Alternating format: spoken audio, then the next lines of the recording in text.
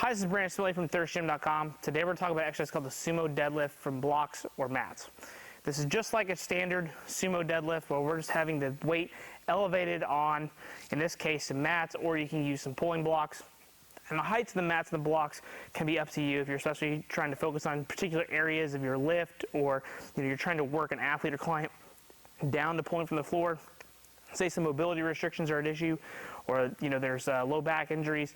Sometimes being able to pull from a higher position is just better overall for your client or athlete, or if you're a power lifter, this can help you work on some sticking spots and blowing through some weak areas that you have. So what we've got is we've got our mats here, and we're going to briefly talk about the Sumo Deadlift in case if you've not watched any of our videos covering any kind of deadlifting variations. So with the Sumo Deadlift, our feet are out good and wide. They need to be outside of hip width. There's no question about that. Once you start getting hip width, we're conventional pulling. So they need to be outside the hip width.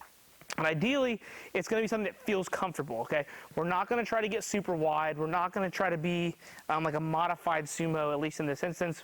If we're going to talk about a wide stance, toes are slightly turned out about a 30 to 45 degree angle. And then what I want to make sure is I'm centered with the bar. I don't have to be completely up next to it, all right? I think it's a big mistake is you've got to be on top of the barbell, and that's not true. You want to be away just a little bit because our knees are going to come out, and we got to remember that bar has actually got to pass our knee, okay? So if we're too close, then we're basically creating friction and we're almost over the bar. We want to make sure we can get behind the bar to be able to pull that slack out and everything.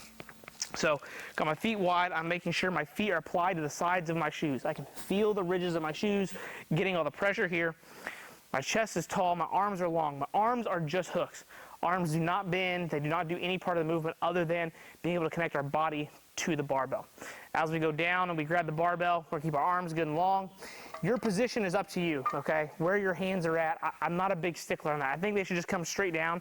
But I'll tell you right now, my hands and my arms are very short, so my hands have to be on the smooth part of the bar, especially when I'm using a deadlift bar.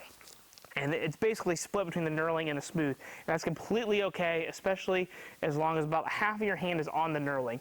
I don't think it matters that you're touching the smooth part, because if I'm actually out here, that's actually too wide for me, right? I need my hands to be right straight down, and so as I'm not completely on the knurling, that's okay.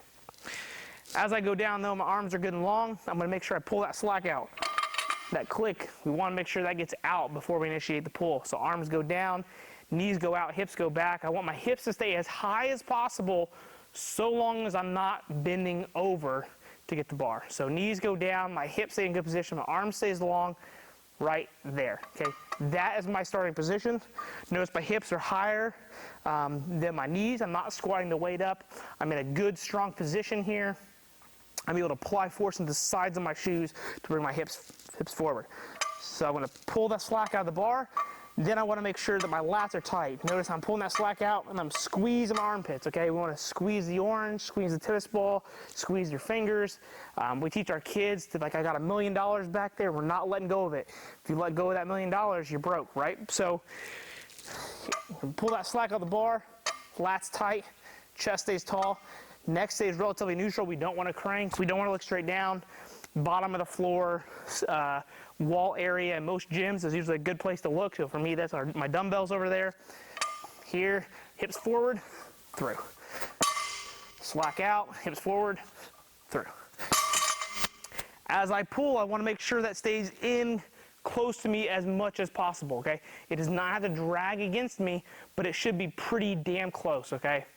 And as I come through at the top, we want to make sure I'm using these strong glutes to finish the exercise. If you get in good position from here, everything else will stay the same. Nothing else will change. You'll just bring your butt to meet the bar. So here, pull, boom. Okay? So now why would you choose to use the blocks? Like we said, focus on specific range of motion. Maybe you're weak at this position. I know personally for me, I suck off of 3 mats.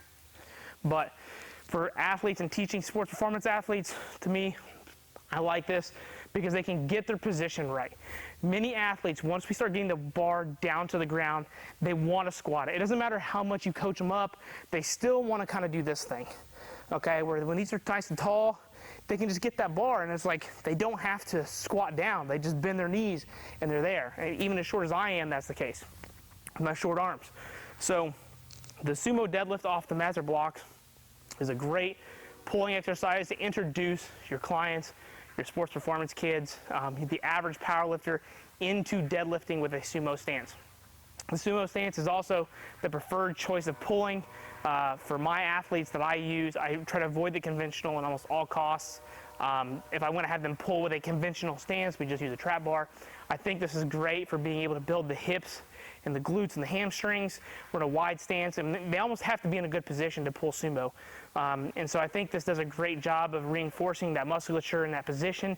And when we think about our athletes, in most cases, sports are played wider than hip width. They're either guarding somebody, or you're waiting for the ball, or you're gonna, return a volleyball. You're very rarely gonna be in sport like this. You're probably gonna get beat, or you're gonna get pushed over. So you're usually gonna be in an athletic stance, and so that's why I think the sumo deadlift is our preferred deadlifting variation that we prefer to train once our athletes have earned the right to be able to do this exercise. When it comes to programming, honestly, you got a lot of options here with the deadlift. I personally like to see the reps lower. I don't really program anything more than 5s for my athletes and for my clients. I would much rather crank the sets a little bit or do some speed work if we're in that kind of type of area for season. So I usually think 3 to 5 sets of 3 to 5 reps is a really good area to kind of stick in with the deadlift. And then, if you need to start hitting 6 triples or 6 doubles or something like that with a stronger kid and kind of working up each set, I think that's entirely okay. But I would just say this is just not an exercise that you do for 8s and 10s. I think it's a terrible idea, and it reinforces bad technique if you've got it, or there's just a greater risk of something going wrong to injure your client or your athlete, or if you're a powerlifter, just of stuff going bad. So that is the sumo deadlift off mats or blocks. If you got any questions, feel free to leave in the comment section. Thanks. Have a great day.